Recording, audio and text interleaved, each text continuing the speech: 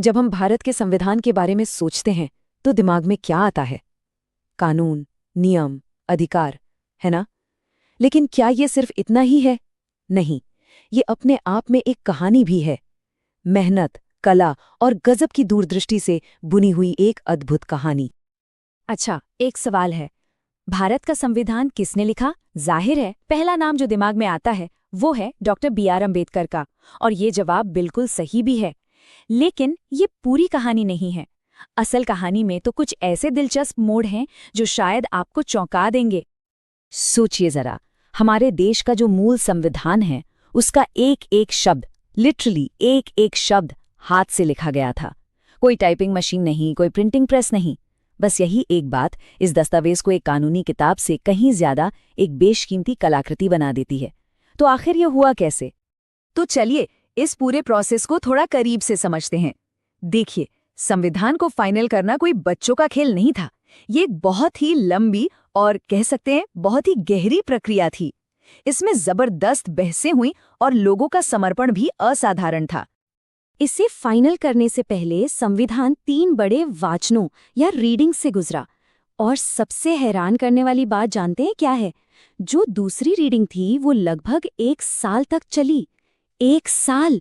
इससे आप अंदाजा लगा सकते हैं कि कितनी बारीकी से, कितनी मेहनत से इस पर काम हुआ होगा।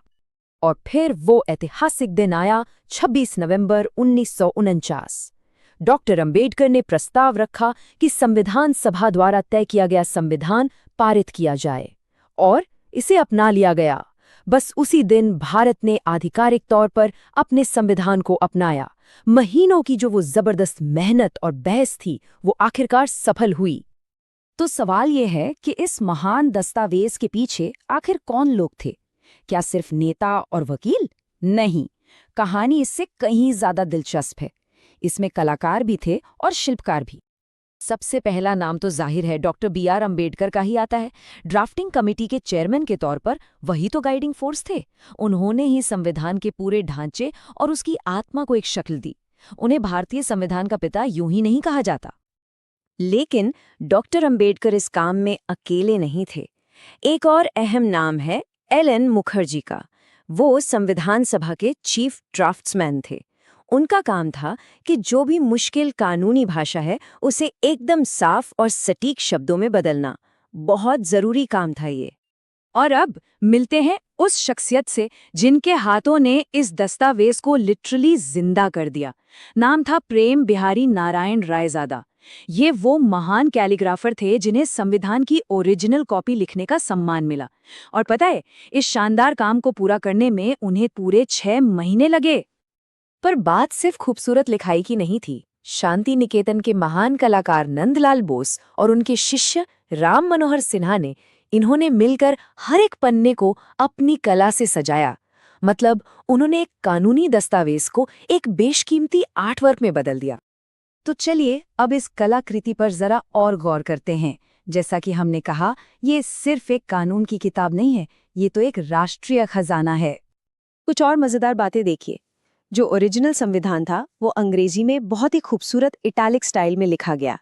संविधान सभा का जो ऑफिशियल सिंबल था वो हाथी को चुना गया था, जो ताकत और समझदारी का प्रतीक है। और जैसा कि बताया, हर पन्ना अपने आप में एक मास्टरपीस था जिसे शांति निकेतन के कलाकारों ने सजाया था। अब सोचिए, इतनी कीमती चीज जिसे हाथ से लिखा गया, जिस पर इतनी सुंदर चित्रकारी है। सवाल तो उठता है कि इसे समय की मार से बचाया कैसे जाता है? आखिर इसे प्रिजर्व कैसे करते हैं? इसका जवाब एक बहुत ही अनोखे और अकेले सॉल्यूशन में छिपा है। इसे बचाने के लिए बस एक ही तरीका काफी समझा गया। जी हाँ, हमारे संविधान की मूल प्रति को संसद की लाइब्रेरी में एक खास एयरटाइट केस में रखा गया है, और वो केस हीलियम गैस से भरा हुआ है। ये हाईटेक तरीका ये पक्का करता है कि ये अनमोल दस्तावेज आने वाली पीढ़ियों के लिए एकदम सुरक्षित रहे। लेकिन देखिए, संविधान कोई म्यूजियम में रखी हुई चीज नहीं है जो कभी बदलती नहीं। नहीं, ये एक लिविंग डॉक्यूमेंट है, एक जीवंत दस्तावेज जो हमारे देश के साथ साथ लगातार इवॉल्व हुआ है। और ये कितना जीवंत है ये समझने के लिए बस इन नंबरों पर एक नज़र डालिए। जब इसे अपनाया गया था तब इसमें 395 आर्टिकल्स, 22 पार्ट्स और 8 स्केड्यूल्स थे। और आज इतने सारे संशोधनों के बाद अब इसमें 450 से ज्यादा आर्टिकल्स, 25 पार्ट्स और 12 स्केड्यूल्स हैं। ये साफ दिखाता है कि ये वक्त के साथ कितना बदला है और आज भी उतना ही रेलेवेंट है।